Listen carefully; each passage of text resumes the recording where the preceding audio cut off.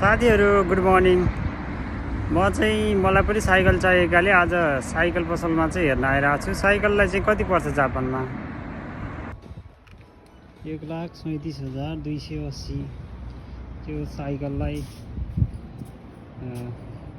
छ। यसमा चाहिँ ब्याट्री भएको साइकल हो यो। ब्याट्री भएको साइकल, यसमा चाहिँ ब्याट्री ब्याकअप सहित भएको साइकललाई चाहिँ ट्याक्स सहित गरेर 1,37,280 पर्दो रहेछ है। अरू